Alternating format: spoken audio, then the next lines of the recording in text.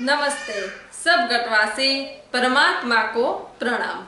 तो आज मैं आप सभी को मेरे आध्यात्मिक मार्ग की, ध्यान मार्ग की एक और अनुभूति के बारे में बताऊंगी। तो अभी तक मैंने सिर्फ सदगुरु के पुस्तक में ही दर्शन किए थे। फिर भी जब भी मैं सदगुरु का स्मरण करती थी तो मुझे अपने ही भीतर से गुलाब की महक आने लगती थी।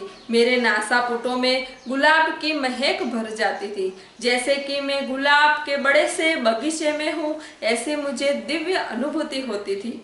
अभी तक मैंने सदगुरु के प्रकट स्वरूप में दर्शन नहीं किए थे, फिर भी मुझे इतनी अद्भुत, दिव्य और चैतन्य अनुभूतियाँ होती थी। तो मैं सोचती थी कि जब मुझे सदगुरु के प्रकट स्वरूप के दर्शन होंगे, जब मुझे सदगुरु के साक्षात स्वरूप के दर्शन होंगे, तो वो चैतन्य की अनुभूति, वो दिव्य प्रकाश, वो दिव्य आनंद कितना अद्भुत और दिव्य होगा। तो अब मैं यही सोच रही थी कि कब मुझे सदगुरु के प्रकट स्वरूप में दर्शन होंगे। तो एक दिन मैंने और मेरे घर के सदस्यों ने यह निश्चय किया कि हम सदगुरु के दर्शन के लिए जाएंगे। तो हम सदगुरु के दर्शन के लिए गए। जब मैंने पहली बार सदगुरु के दर्शन किए तो मुझे सदगुरु के स्थूल देह के आसपास विशाल श्वेत प्रकाश दिखाई दिया, विशाल दिव्य प्रकाश दिखाई दिया। जैसे कि सदगुरु देह नहीं, सदगुरु विश्व प्रकाश हो, सदगुरु दिव्य प्रकाश हो, ऐसे मुझे दिव्य अनुभूति हुई। सदगुरु की आंखों से चैतन्य के चिति किरण जैसे मेरे भीतर प्रवाहित हो रहे थे। मेरे भीतर चैतन्य की अखूट धारा बहने लगी थी। जब मैंने पहली बार सदगुरु के दर्शन किए तो मेरे पूरे देह में चैतन्य की अखूट धारा बहने लग गई थी। इतने अद्भुत, दिव्य और चैतन्य स्वरूप के वो दर्शन थे। फिर मैं सदगुरु के सामने जा कर के बैठी, मैंने सदगुरु के दर्शन किए। तब सदगुरु ने मुझे कहा कि तू आध्यात्मिक मार्ग में बहुत आगे जाएगी, तू दिव्य भजनों का प्रागट्य करेंगी और वो भजन विश्व में प्रचलित होंगे। तो फिर मैं तो सोचने लग गई कि मुझे तो अभी तक तो जो भजन मैं सुन रही थी उनका भावार्थ भी मुझे नहीं पता था। यानी मैं कबीर के भजन सुनती थी, जेसल तोरल के, लाखा लोयण के, सभी संतों के, महापुरुषों के मैं भजन सुनती थी, लेकिन मुझे उन किन किन भजनों का भावार्थ क्या होता है वो भी मुझे समझ में नहीं आता था। तो मैं ये सोच रही थी तो फिर मैं भजन में कैसे प्रागट्य करूंगी, मैं भजन कैसे लिख सकूंगी, ऐसा मैं सोच रही थी। लेकिन फिर मैंने सोचा कि सदगुरु जो कहते हैं वो होता ही है, सदगुरु का वचन कभी मिथ्या नहीं जाता। इसलिए जब सदगुरु ने ऐसा कहा था कि तू भजनों का प्रागट्य करेंगी, उसके 4 साल बाद मैंने दिव्य भजनों का प्रागट्य किया था। यानी सदगुरु का वचन हमेशा सत्य ही होता है। फिर हम सदगुरु की अमृतवाणी सुनने लगे।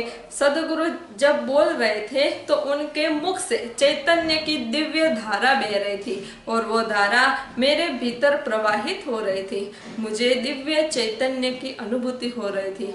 मेरे सहस्त्रार पे मुझे इतने चैतन्य की अनुभूति हो रही थी, इतने ऊर्जा की अनुभूति हो रही थी जिसका वर्णन भी नहीं किया जा सकता। फिर मैंने देखा कि सदगुरु जहाँ पे बैठे थे उनके पीछे एक तस्वीर थी। तो मैंने देखा कि ये किसकी तस्वीर है।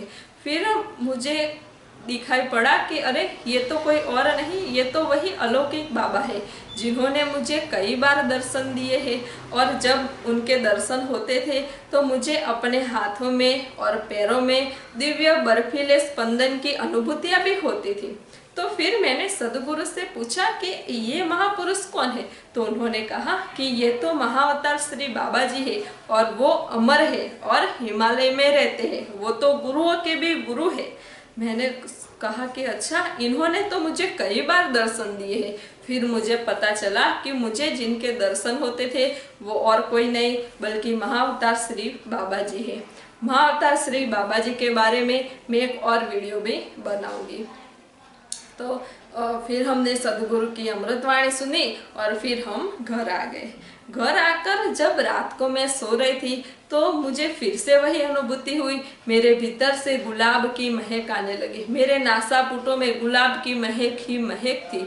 सदगुरु के दर्शन के बाद जैसे मेरे भीतर कुछ परिवर्तन हो गया था, मेरे भीतर कुछ बदलाव हो गया था, ऐसा मुझे लग रहा था। क्योंकि सदगुरु के दर्शन बाद मेरे भीतर मुझे इतने चैतन्य की अनुभूति हो रही थी, इतनी ऊर्जा की अनुभूति हो रही थी, इतनी असीम शांति, इतना असीम आनंद की अनुभूति मुझे हो रही थी जिसका वर्णन भी नहीं किया जा सकता। तो आज तो पूरी रात मुझे गुलाब की महक आई। फिर सुबह 4 बजे मैं उठी और अपने ध्यान कक्ष में जाकर के ध्यान में बैठ गई। तो आज तो जब मैं ध्यान में बैठी तो शुरुआत से ही ध्यान इतना अच्छा लगा, ध्यान की स्थिति इतनी अच्छी थी। मुझे शुरू से कोई भी विचार नहीं आ रहे थे, कुछ नहीं, बस मैं अपने भीतर ही जैसे उतर गई थी। अपने भीतर ही मुझे इतनी असीम शांति, इतनी दिव्य शांति की अनुभूति हो रही थी, जिसे हम आंतरिक शांति कहते हैं। उसी शांति की अनुभूति मुझे अपने भीतर हो रही थी। जब सदगुरु के दर्शन के पहले जब मैं ध्यान करती थी और अब सदगुरु के दर्शन के बाद जब अब मैं ध्यान कर रही थी तो उन दोनों में बहुत अंतर था। अब मेरे ध्यान की स्थिति अद्भुत और दिव्य हो गई थी। अब मेरे ध्यान की स्थिति अलौकिक हो गई थी, क्योंकि अब मुझे सदगुरु का सानिध्य मिल गया था। अब मुझे सदगुरु की कृपा मिल गई थी। अब मुझे प्रकट सदगुरु मिल गए थे। इसलिए अब मेरी आध्यात्मिक यात्रा एक नया मोड़ ही ले रही थी। तो सदगुरु के दर्शन के बाद मुझे इतने दिव्य चैतन्य की अनुभूति हो रही थी जिसका वर्णन भी नहीं किया जा सकता। सदगुरु का बड़ा महत्व होता है। जिन साधकों के जीवन में, जिन मनुष्य के जीवन में सदगुरु का आगमन होता है, उनका जीवन तो सफल हो जाता है, धन्य हो जाता है। तो मेरे आध्यात्मिक मार्ग की, ध्यान मार्ग की एक और अनुभूति मैं आप सभी को आगे के वीडियो में बताऊंगी। सब घटवासी परमात्मा को प्रणाम।